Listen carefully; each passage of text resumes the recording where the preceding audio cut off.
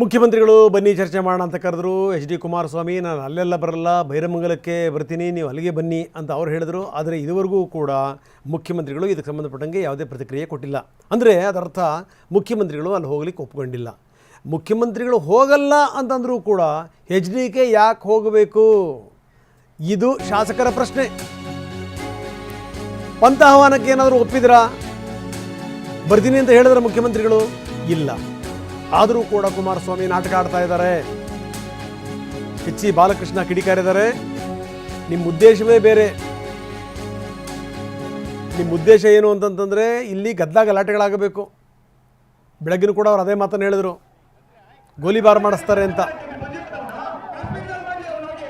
ನೇರ ದೃಶ್ಯಾವಳಿಗಳನ್ನು ನಾವು ನೋಡ್ತಾ ಇದ್ದೀವಿ. ಪರ ವಿರೋಧ ರೈತರು ಗಲಾಟೆ ಮಾಡ್ತಾ ಇದ್ದಾರೆ. ನೇರ ದೃಶ್ಯಾವಳಿಗಳನ್ನು ನಾವು ನೋಡ್ತಾ ಇದ್ದೀವಿ ಬೈರಮಂಗಲದಿಂದ.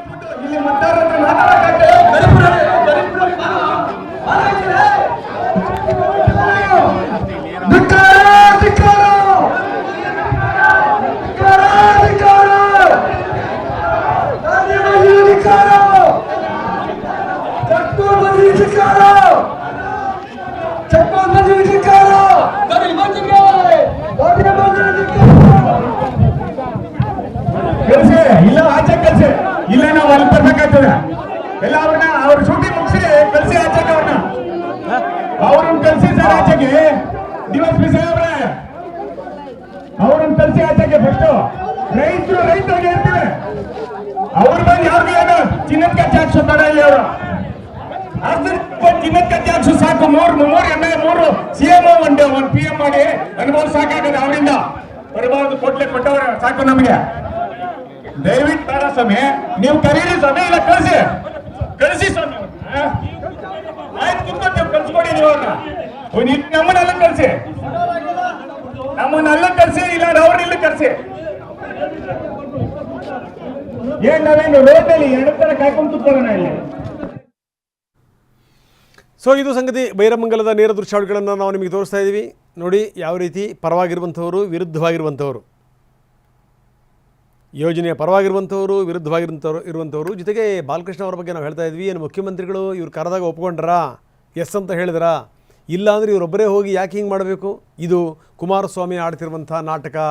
ಇವ್ರ ಉದ್ದೇಶ ಏನು ಅಂತಂದರೆ ಬೈರಮಂಗಲದಲ್ಲಿ ಗಲಾಟೆ ಆಗಬೇಕು, DK ಶಿವಕುಮಾರ್ ಅವರಿಗೆ ಕೆಟ್ಟ ಹೆಸರು ತರಬೇಕು. ಅದೇ ನಿಮ್ಮ ಉದ್ದೇಶ ಅಂತಾರೆ ಬಾಲಕೃಷ್ಣ. ಹಾಸ್ಯಾಸ್ಪದ. ಈಗ CM ಒಪ್ಕೊಂಡಿದ್ರೆ ಹೋಗ್ಬೇಕು, CM ಒಪ್ಕೊಳ್ತಿದ್ರೆ ಹೋಗವ್ರೆ ಅಂದ್ರೆ ನಾಟಕ ಆಡಕ್ಕೆ ಹೋಗವ್ರೆ ಅಂತ ಆಯ್ತದೆ. ವಿಧಾನಸೌಧದಲ್ಲಿ ಚರ್ಚೆ ಮಾಡೋದು ಏನು ಇಲ್ಲ, ಬೈರಮಂಗಲಕ್ಕೆ ಬನ್ನಿ, ಅಲ್ಲೇ ಚರ್ಚೆ ಮಾಡೋಣ. ಯಾಕಂದ್ರೆ ಬೈರಮಂಗಲದಲ್ಲಿ ಏನ್ ಚರ್ಚೆ ಮಾಡ್ಬೋದೋ ವಿಧಾನಸೌಧದಲ್ಲಿ ಅದೇ ಚರ್ಚೆ ಮಾಡೋದು. ಎರಡು ವ್ಯತ್ಯಾಸ ಏನಿಲ್ಲ. ನಿಮ್ಮ ಉದ್ದೇಶ ಏನು ಅಂತಂದ್ರೆ ಗಲಾಟೆ ಆಗ್ಬೇಕು, ತರಲೆ ಆಗ್ಬೇಕು, ಅದು ಕೆಟ್ಟ ಹೆಸರು ಬರ್ಬೇಕು DK ಶಿವಕುಮಾರ್ಗೆ ಅಂತಕ್ಕಂಥ ಉದ್ದೇಶ ಇಟ್ಕೊಂಡು ನೀವು ಹೋದ್ರೆ, ಈಗ ಪಂಥಾಹ್ವಾನವನ್ನ ನಾವು ಸ್ವೀಕಾರ ಮಾಡಿ ಅಲ್ಲಿ ಬರ್ತೀವಿ ಅಂದಾಗ ಇವ್ರು ಹೋಗ್ಬೇಕೇ ವಿನ ಇವ್ರು ಹೋಗವ್ರೆ, ಯಾರು ಅವ್ರು ಬರಲ್ಲ ಅಂದ್ರೆ ಹೋಗವ್ರೆ ಅಂದ್ರೆ ನಾಟಕ ಅಲ್ವಾ ಅದು? ನಾಟಕೀಯ ಅಲ್ವಾ ಅದು? 5-6 ಜನ ರೈತರನ್ನ ಕರೆದಿಲ್ಲ, ರೈತರ ಮಧ್ಯದಲ್ಲಿ ಆಯ್ತು. ಅವ್ರ ಕಡೆ ಇರತಕ್ಕಂಥ 10 ಜನ ರೈತರನ್ನ ಕರ್ಕೊಂಬರ್ಲಿ, ನಾವೇನ್ ಬೇಡ ಅನ್ನಲ್ಲ. ಇನ್ನ ಒಂದು 15-20 ಜನ. ನಾವ್ ಹೇಳೋದು ಮಾಧ್ಯಮದ ಮುಂದೆ ಚರ್ಚೆ ಆಗ್ಲಿ. ಇದು ಎಲ್ಲೋ ಹೋಗೋದು, ಎಲ್ಲೋ ಗೊಂದಲ ಆಗೋದು. ಯಾರು ನಿಮ್ಮ ಮಾಧ್ಯಮದವ್ರು ಕರೀರಿ, ಅವ್ರು ಎಷ್ಟು ಜನ ಕರೀರಿ, ನಾವ್ ಎಷ್ಟು ಜನ ಕರೀರಿ, ನಾವು ಬರ್ತೀವಿ, ಅವ್ರು ಬರಲ್ಲ, ಅಲ್ಲಿ ಚರ್ಚೆ ಆಗಲ್ಲ. ಚರ್ಚೆ ಎಲ್ಲೇ ಆದ್ರೂ ಹೇಗೆ ಆದ್ರೂ ಒಂದು ಚರ್ಚೆ ಆಗುತ್ತೆ ಬಹಿರಂಗವಾಗಿ ಅಂತ ಜನ ಕುತೂಹಲದಿಂದ ಕಾಯ್ತಾ ಇದ್ದಾರೆ. ಬಹಿರಂಗ ಚರ್ಚೆಗೆ ಅವಕಾಶ ಕೊಡಕ್ಕಾಗಲ್ಲ ಸರ್. ಈಗ ನಾವು ಬೇಕಾದ್ರೆ ಬಹಿರಂಗ ಚರ್ಚೆ ಮಾಡಬಹುದು. ಅವ್ರಗಳ ಲೀಡರ್ಗಳು ಬಂದಾಗ ಕಾರ್ಯಕರ್ತರು ಗುಂಪು ಇರ್ತಾರೆ, ಸುಮ್ಮನೆ ಗೊಂದಲ ಆಗ್ತದೆ. ಪ್ರಯತ್ನ ಒಟ್ಟಿನಲ್ಲಿ ಆಗ್ತಾ ಇದೆಯಾ? ಯಾಕಂದ್ರೆ ಇರ್ಬೋದು, ಅದು ಅವ್ರವ್ರು ಅನ್ಕೊಂಡ್ರೆ ಅಂತ ಏನ್ ಮಾಡಕ್ಕಾಗಲ್ಲ.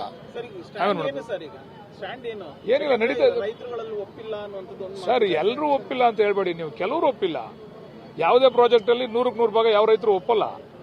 ಅದ್ರಲ್ಲಿ ಪರ್ಸೆಂಟೇಜ್ ಎಷ್ಟು ಅಂತ ನೋಡಿ. ಈಗ ನಾವು 3 ಹಳ್ಳಿಗಳನ್ನ ಅಂತಿಮ ಅಧಿಸೂಚನೆಯನ್ನ ಹೊರಡಿಸ್ತೇವೆ. ನಾವು ನೋಡೋಣ ಪ್ರಾಯೋಗಿಕವಾಗಿ ಏನಾಗ್ತದೆ ಅಂತ ಹೇಳಿ. 85% ಜನ ನಾವು ತಗೊಂತೀವಿ, ದುಡ್ಡನ್ನ ಶೇರ್ ಅನ್ನು ತಗೋತೀವಿ ಅಂತ ಒಪ್ಪಿಗೆ ಕೊಟ್ಟವ್ರೆ. ಸರ್ ಎಲ್ಲಿ ಈಗ ಅಲ್ಲಿ ಗೊಂದಲ ಆಗೋ ಜಾಗಕ್ಕೆ ಹೋಗ್ಬೇಕಾ ಸರ್? ಗಲಾಟೆ ಆಗೋ ಜಾಗಕ್ಕೆ ಹೋಗ್ಬೇಕಾ ಸರ್? ನಾಳೆ ಕೆಟ್ಟ ಹೆಸರು ಯಾರಿಗೆ ಗೊತ್ತಿಲ್ಲ ಸರ್? ಸರ್ಕಾರಕ್ಕೆ ಕೆಟ್ಟ ಹೆಸರು. ನಾಳೆ ಏನೋ ಗಲಾಟೆ ಆಯ್ತು, ಯಾವನೋ ಒಬ್ಬ ಬೇಕು ಅಂತ ಕಲ್ಲು ಹೊಡಿದ